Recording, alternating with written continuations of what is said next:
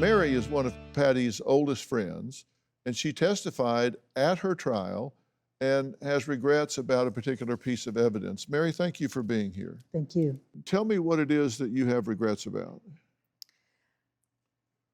The Monday after this happened, I went with another friend out to the house to get clothes for everybody because the police had the house. As we were leaving, out on the porch, there were 3 pairs of boots that I call gum boots. There was a pair of them, a pair of cowboy boots, and the red boots that they've made such a big deal about. I picked the boots up. There was no mud on them. The inside was damp because it had rained. That kind of lining in a boot, if it's been in the pond at all, it's going to show that. It doesn't come out the same color. It just, nothing does. But the boots had no mud on them. I picked them up. I started to take them, and I said to the friend, I said, these boots are damp inside. Do you want me to take them? She said, no, just put them back. I set them back down there, and I've regretted that my whole life, that such a simple act could have changed everything, because they made that into something. But those boots did not look like that. I've said that from day one. Those boots were not muddy. Okay, when you saw those boots again, as evidence in the trial, what did they look like?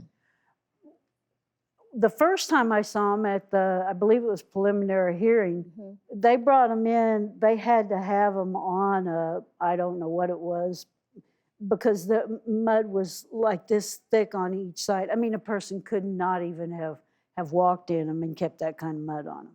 Okay, so you see the boots on the porch, and they had no mud on them. Even clean.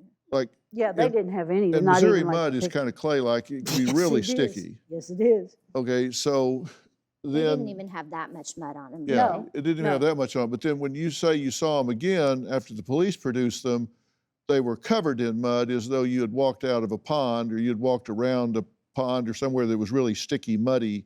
Right. And Actually, the first time they had gone overboard, in my opinion, because it was a ridiculous amount of mud. And then at trial, they looked like... Like, how could you walk through a field, get that muddy, and then walk through the field all the way back to the house and have that much mud on the boots? Because it'd come off on the grass. Yeah, they brought them in on a little pop tray, you know, like a soda pop. Go to the house. It wasn't possible. There's no way they could have been that muddy. You know, Patty, there were phone cords that were cut. The lights that were shut off at the breaker, they didn't test that to see if there were fingerprints there. You had knife marks on your neck, where a knife was held to your neck while you were being assaulted. The request for DNA to prove your innocence was denied. The jury never heard the testimony from your neighbor concerning significant amounts of hair next to the bed. You were dragged out of bed. They never looked into the truck that came down the road, parked the wrong way. The jury never heard that at trial. There was no investigation into this old flame that made this claim. The day of the murder, they swabbed your hand and got negative results. There was no gunshot residue. There were no fingerprints on the gun. You heard the inconsistency about the boots. They have no mud on them, then all of a sudden they do. I could go on and on here. It's overwhelming. And 36 years later, there you sit. We just want to turn a really bright light on all of this. I mean, I am blessed in so many ways. And then I count you, Dr. Phil McGraw, as an extreme blessing right now, a gift from God. Bless you so much.